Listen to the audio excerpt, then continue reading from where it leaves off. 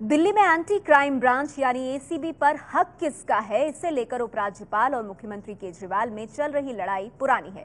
लेकिन अब इसमें एक नया विवाद जुड़ गया है। दिल्ली सरकार ने एसीबी के लिए बिहार सरकार से अफसर मांगे हैं, जिस पर एलजी नजीब जंग ने सवाल उठा दिए हैं। सवाल यहां पर यह भी उठ रहा है कि क्या केजरीवाल सरकार को दिल्ली पुलिस पर भरोसा नहीं है।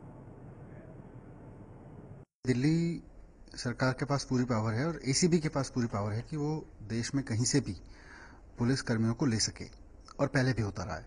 लेकिन अब सेंट्रल गवर्नमेंट ने मजाक बना दिया है हर चीज को। कभी वो एलजी साहब से कहलवाती हैं कि ऑफिसर उनके अंडर में आएंगे, कभी सेंट्रल गवर्नमेंट एलजी साहब से कहलवाती है कि एसीबी उनके अंडर में आएगी। एक और तरह के बखेड़े की राजनीति, एक और कन्फ्रंटेशन की राजनीति केजरीवाल साहब करने में विश्वास रखते हैं, और इस तरह की ये जो प्रक्रिया है इससे एक और नया कन्फ्रंटेशन खड़ा करेंगे वो। दिल्ली में एसीबी को लेकर केजरीवाल सरकार और उपराज्यपाल में फिर जंग छिड़ गई है और इसमें बीजेपी भी कूद पड़ी है। दिल्ली सरकार में एंटी क्राइम ब्रांच के लिए बिहार पुलिस से 6 अफसरों को तैनात करने का फैसला किया है, जिस पर एलजी नजीब जंग ने कड़ा एतराज जताया है। नजीब जंग ने कहा है, एसीबी का बॉस मैं हूं और मेरे पास ऐसा कोई प्रस्ताव नहीं आया है। उपराज्यपाल नजीब जंग के दफ्तर की तरफ से जारी बयान में कहा गया है, दिल्ली के एंटी करप्शन ब्रांच में बिहार के पुलिस अफसरों की तैनाती की खबरें मीडिया में आई हैं। एक पुलिस स्टेशन होने के नाते एंटी करप्शन ब्रांच उपराज्यपाल के अधीन है। गृह मंत्रालय ने 21 मई को नोटिफिकेशन के जरिए ये साफ कर दिया है। उपराज्यपाल के दफ्तर को अभी तक दिल्ली सरकार की तरफ से बिहार के पुलिस अफसरों को मांगने का कोई प्रस्ताव नहीं मिला है। मामले की जाँच की जा रही है। मुझे लगता है कि रोज सुबह उनके पास केंद्रीय गृह मंत्रालय की तरफ से फोन आते हैं, उसके बाद से उनको निर्देश दिए जाते हैं कि आज आप ये काम करोगे, तो वो अपनी कुर्सी को बचाने के लिए जो रोजाना केंद्रीय गृह मंत्रालय है, जो प्रधानमंत्री कार्यालय है, उसके इशारों पर काम करके दिल्ली सरकार के रास्ते में रोड़े अटका रहे हैं। नया टकराव शुरू कर दिया कि हमें पुलिस पे भी भरोसा नहीं है। तो भाई, तुम्हें अपने आप पे भी भरोसा है या नहीं है? तुम्हें अपने जो सहयोगी हैं उन पे भी भरोसा है या नहीं है? हर एक को लात मार रहे हो आप, हर एक को गंदा कह रहे हो, बुरा कह रहे हो, और नतीजे उसके निकल के ये आ रहे हैं कि सारा काम आप काले पैसे से कर रहे हो। और क्या दिखाना चाहते हैं? तो मुझे लगता है इनका चेहरे पे बहुत सारे दाग हैं जो एक एक करके निकल के आ रहे हैं। सवाल उठ रहे हैं कि केंद्र सरकार जब केजरीवाल सरकार से कह चुकी है कि ट्रांसफर पोस्टिंग एलजी करेंगे, तब केजरीवाल बिहार से अफसर क्यों लेकर आए? सवाल यह है कि क्या केजरीवाल ने बिहार से अफसर मांगकर यह साबित करने की कोशिश की है कि उन्हें दिल्ली पुलिस पर भरोसा नहीं या दिल्ली पुलिस काबिल नहीं है? सवाल नीतीश से भी है कि क्या बिहार में भ्रष्टाचार खत्म हो गया या भ्रष्टाचार का खात्मा करने वाले अफसर ज्यादा हो गए हैं कि वो दिल्ली को अफसर दान कर रहे हैं? केजरीवाल सरकार की गुजारिश पर बिहार सरकार ने 6 पुलिस वालों को कार्य मुक्त किया है। इसमें एक डीएसपी स्तर का अधिकारी और 5 इंस्पेक्टर और सब इंस्पेक्टर शामिल हैं। इन सभी को दिल्ली सरकार के एंटी करप्शन ब्रांच में तैनात किया जाएगा।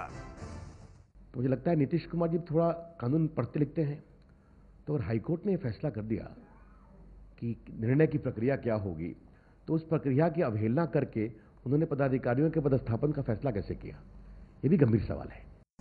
खास बात यह है कि इसके लिए दिल्ली सरकार ने उपराज्यपाल से मंजूरी नहीं ली है। एसीबी में अब तक दिल्ली पुलिस के ही अफसरों की नियुक्ति होती रही है। दिल्ली में एंटी करप्शन ब्रांच के अधिकार क्षेत्र को लेकर केजरीवाल सरकार और उपराज्यपाल में झगड़ा चल रहा है। यहाँ तक कि ये मामला सुप्रीम कोर्ट तक भी पहुँच चुका है। और इस वक्त की बड़ी खबर आपको दे दें इसी मामले पर, जहां विवाद इतना गहरा गया है। सूत्रों के हवाले से जानकारी मिल रही है कि गृह मंत्रालय यहां पर उपराज्यपाल नजीब जंग के साथ है। यानी उपराज्यपाल नजीब जंग जो कह रहे हैं कि एसीबी दरअसल उनके अधिकार क्षेत्र में आती है। इस पर केंद्रीय गृह मंत्रालय भी उपराज्यपाल नजीब जंग के साथ खड़ा है। एबीपी न्यूज संवाददाता राजन सिंह हमारे साथ जुड़ गए। राजन, क्या जानकारी मिल रही है केंद्रीय गृह मंत्रालय के सूत्रों से?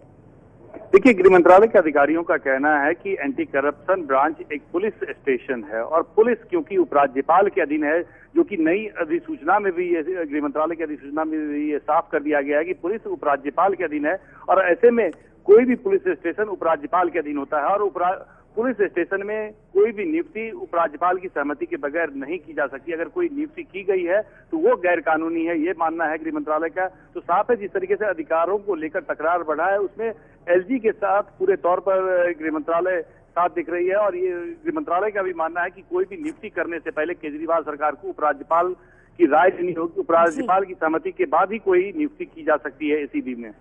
शुक्रिया राजन आपका इस जानकारी के लिए। तो केंद्रीय गृह मंत्रालय ने भी अपना समर्थन जताया है उपराज्यपाल नजीब जंग को, और एसीबी को लेकर जो विवाद गहरा गया है उस पर कहा है कि ये अधिकार अफसरों की नियुक्ति का ये सिर्फ और सिर्फ उपराज्यपाल के पास है। सवाल ये है केजरीवाल सरकार ने ये जो ताजा कदम उठाया है बिहार से अफसरों को एसीबी में बुलाने का, क्या दिल्ली पुलिस पर भरोसा खत्म हो गया है केजरीवाल सरकार का? हमारे साथ आज की इस चर्चा में खास मेहमान मौजूद हैं। आपको बता दें आम आदमी पार्टी से जल्द ही हमारे साथ सोमनाथ भारती जी जुड़ने वाले हैं, लेकिन इस बीच बीजेपी से हमारे साथ विजेंद्र गुप्ता जी इस चर्चा में है, और यहाँ स्टूडियो में कांग्रेस पार्टी से हरिशंकर गुप्ता जी हमारे साथ मौजूद हैं। आप दोनों का स्वागत है। विजेंद्र गुप्ता जी, सबसे पहले तो मैं आपसे ये जानना चाहूंगी, केंद्रीय गृह मंत्रालय और उपराज्यपाल नजीब जंग दोनों एक तरफ नजर आ रहे हैं इस मामले पर। पहला भी ऐसा हुआ है एसीबी को लेकर कि दोनों साथ रहे हैं। सवाल यहां पर आम आदमी पार्टी ये उठा रही है कि ये रोज का क्या तमाशा लगाया हुआ है उपराज्यपाल के दफ्तर ने, जहां उनको रोज शायद इंस्ट्रक्शंस केंद्रीय गृह मंत्रालय से मिलती हैं और फिर उसके आधार पर वो काम करते हैं। और इसी तरह से उपराज्यपाल की भूमिका को एसीबी के इस विवाद में भी देख रही है आम आदमी पार्टी। क्या कहेंगे आप?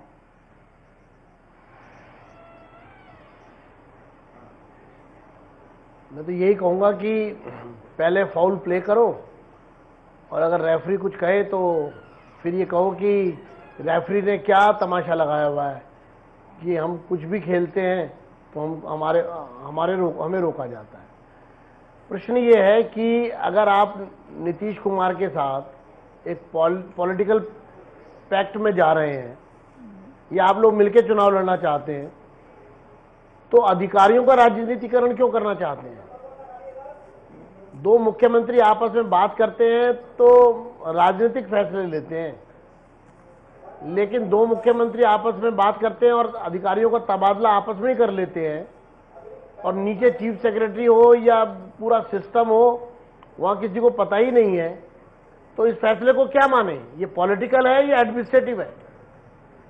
मुझे लगता है कि प्रशासन के फैसले प्रशासन में ही लिए जाने चाहिए और राजनीतिक फैसले राजनीतिक तरीके से लेने चाहिए। यहाँ पर प्रशासनिक फैसला राजनीतिक तरीके से लिया गया है। ठीक है, अहम बात आप कह रहे हैं विजेंद्र जी। आप कह रहे हैं अधिकारियों का राजनीतिकरण आप क्यों कर रहे हैं? अगर आपको अपनी राजनीति करनी है तो आप उसे अलग तरीके से कीजिए, इसमें अधिकारियों को क्यों घसीटा जा रहा है? मेरे साथ आम आदमी पार्टी से सोमनाथ भारती जी फोन लाइन पर जुड़ गए हैं, वो सीधे भी हमारे साथ जुड़ेंगे। सोमनाथ जी, अगर आप मुझे सुन पा रहे हैं, सीधा सवाल यहाँ पर ये, क्या दिल्ली पुलिस के अधिकारियों अफसरों पर आपकी पार्टी और आपकी सरकार का भरोसा खत्म हो गया है क्या, जो आपको बिहार से अफसर आयात करने पड़ रहे हैं एसीबी के लिए?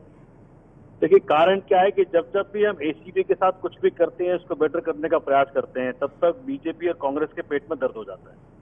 उनको लगता है पता नहीं अब क्या होने वाला है। जो भ्रष्टाचारी हैं, जो भ्रष्टाचार में लिप्त हैं, उन सबको तकलीफ है हमारे एसीबी को स्ट्रेंथन कर दे। अब इनको पूछिए बीजेपी वालों को कि भाई क्या आपको इन्होंने चिट्ठी लिख के अच्छे ऑफिसर्स नहीं मांगे? क्या हमने और राज्यों से ऑफिसर्स नहीं मांगे? हमने इनसे मांगा कि भाई संजीव चतुर्वेदी दे दो हमको, आपने उनको बगैर काम का बैठा रखा है, इन्होंने नहीं दिया। हमने इनसे कहा कि भाई जितने भी ईमानदार ऑफिसर्स जहां कहीं भी पूरे हिंदुस्तान में हो, हम सबको चाहते हैं। जिनको आप निकम्मा मानते हैं, हम उनको काम वाले मानते हैं। अच्छा। लेकिन वो देने को राजी नहीं। मुझे एक बात बताइए सोमनाथ जी, क्या आपको ये 5 इंस्पेक्टर, 1 सब इंस्पेक्टर, सर ये आपको दिल्ली पुलिस के भीतर नहीं मिले? सवाल सीधा है सर, ये अधिकारी दिल्ली पुलिस के भीतर नहीं मिले? दिल्ली पुलिस का जो राजनीतिकरण भाजपा करने पे आमदा है, जिस तरह से बीजेपी ने दिल्ली पुलिस को बिल्कुल भगवाकरण कर रखा है, अपने कारणों के लिए यूज करती है। आप देखें ना, दिल्ली पुलिस का इससे बड़ा मिसयूज क्या होगा जो उन्होंने पीछे दिखाया है। हर बार जब जब हम किसी ईमानदार ऑफिसर को लाना चाहते हैं, जब जब एंटी करप्शन ब्यूरो को ठीक करना चाहते हैं, इनके पेट में दर्द होता है। नहीं सोमनाथ जी, तो आप ये कह रहे हैं कि आपको दिल्ली पुलिस पर भरोसा नहीं है? आप कह रहे हैं तो बीजेपी की राजनीति कर रही है दिल्ली पुलिस, आपको भरोसा नहीं है दिल्ली पुलिस पर? पूछिए इनसे कि संजीव चतुर्वेदी को हमने मांगा था कि नहीं मांगा था। पूछिए इनसे, हमने कहा था कि भाई एक तरफ तो ये कह रहे हैं कि भाई दिल्ली पुलिस का हो जो कोई भी कर्मचारी ट्रांसफर पोस्टिंग हम सब फैसले करें। जो कुछ भी करना चाहते हैं ये, उसमें कहीं भी ट्रांसपेरेंसी नहीं दिखती, उसमें कहीं भी इनका कमिटमेंट जो करप्शन। सोमनाथ जी, आप मेरी बात का जवाब नहीं दे रहे हैं। दिल्ली पुलिस पर भरोसा नहीं रहा आपको? भाई एसीबी के अंदर हम उन ऑफिसर्स को लेके आते हैं। आप देखिए ना, दिल्ली पुलिस के एक हवलदार को 10,000 रुपए लेते पकड़ा गया। उसको बचाने के लिए पूरी की पूरी सरकार लग गई। केंद्र सरकार के बड़े से बड़े वकील। ठीक है, तो मैं आपको समझ पा रही हूँ। तो आप ये कह रहे हैं दिल्ली पुलिस पर भरोसा नहीं है आम आदमी पार्टी को, दिल्ली पुलिस पर भरोसा नहीं है। विजेंद्र जी, ये बड़ा आरोप लगा रही है आम आदमी पार्टी कि दिल्ली पुलिस बीजेपी के तहत काम कर रही है, इसीलिए एसीबी में तो वो दिल्ली पुलिस से अधिकारी लाने से रहे। अब सोमनाथ जी तो यही कह रहे हैं।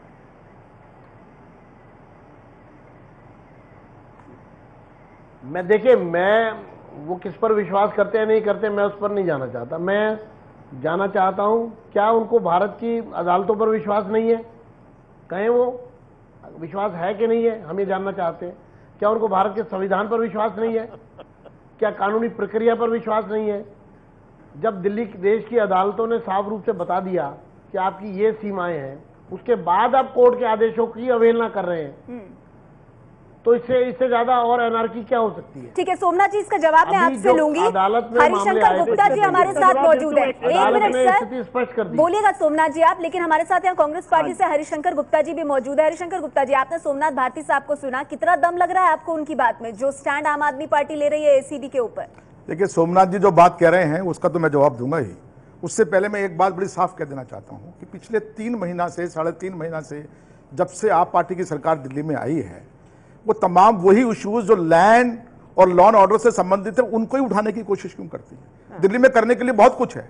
आज दिल्ली के अंदर जो हालत हो रही है, बिजली नहीं, पानी नहीं, लोगों को पेंशन नहीं मिल रही है, स्वास्थ्य सेवाओं में दुनिया भर की बुराई लोग सुन रहे हैं, उस पर ध्यान उनका क्यों नहीं जाता? और जहां तक सोमनाथ जी ने बात किया, देखिए सोमनाथ जी, कांग्रेस पार्टी के पेट में कोई दर्द नहीं है। सही को हम सही कहेंगे, गलत को हम गलत कहेंगे। हमने कल आपका समर्थन किया कि दिल्ली के अंदर आप जितने भी उद्योग हैं, जितने उद्योगिक इकाइयां, उनको तो अगर आप स्वतंत्र करना चाहते हैं, फ्री होल्ड करना चाहते हैं, तो हम आपके साथ खड़े हुए हैं। लेकिन जो बात सही है वही तो सही कहेंगे। इस इशू के ऊपर आपने जो है जल्दीबाजी करके, जब आपको पता है कि सुप्रीम कोर्ट में मामला गया हुआ है, लेफ्टिनेंट गवर्नर को इस बात के लिए अधिकार है कि वो उनसे पूछने में भी गुरेज है आपको, उनसे बात करने में भी आपको गुरेज है, और उसमें आदमी ये भी कहेंगे कि साहब कांग्रेस पार्टी के पेट में दर्द हो रहा है। पुलिस थाना है, गृह मंत्रालय भी कह रहा है, केंद्रीय गृह मंत्रालय, एसीबी एक पुलिस थाना है और इसके ऊपर अधिकार एलजी का है, तो आप अपनी मर्जी से कैसे ही अपॉइंटमेंट कर रहे हैं? सबको अधिकारों की चिंता है, लेकिन किसी को भ्रष्टाचारियों के जो कारनामे हैं, काले कारनामे, वो खत्म हो, इसकी चिंता ही नहीं है। देखिए, आपकी नीयत ठीक है, आपकी नीति गलत है, और नीति गलत हो जाने से आपकी नीयत भी गलत हो जाती है। आप लोग ये बात नहीं समझ रहे हैं इस बात को। जो 22 साल से